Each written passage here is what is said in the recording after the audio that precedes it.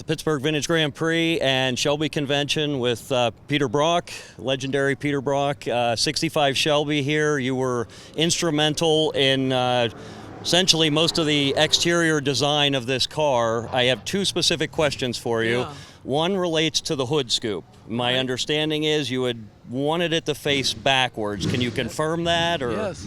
After we'd designed the Daytona Coupe, and of course I knew what the pressure distribution was on the car, the highest amount of pressure is at the base of the windscreen, so that's the natural place you put air in for the carburetor.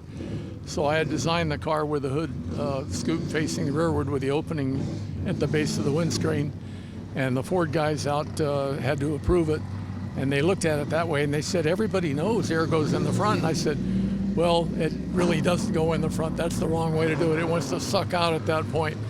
And they said, well, we can't do that. People would not expect that to happen. So we were required to put the hood scoop facing forward. And it worked, but it was not as successful as it should have been.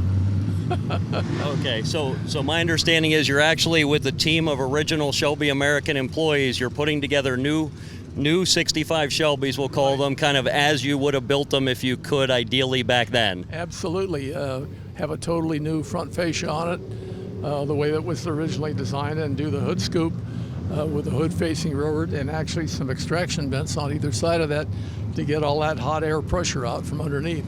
So the car never got fully developed. It was always in a big rush, never enough money to do it properly, but it came out lovely. I mean, these cars are just such classic, really great cars. I love them. It is. Yeah. I've always wanted one. I'm honored to have this one in my garage, and my son will never let me sell it. Last question for you, and I know my restorer had fits with the Le Mans stripes, which were your idea to be placed on the cars. They taper, if you could explain briefly, they taper the entire way, and there was some explanation that if you kept them the same width the whole way, it made the car look fat or something like that? Yeah, it's just, if you look at the stripes visually, it's necessary to put a little bit of taper in them. Otherwise, they look like they're getting wider at the front, and they look a little clumsy.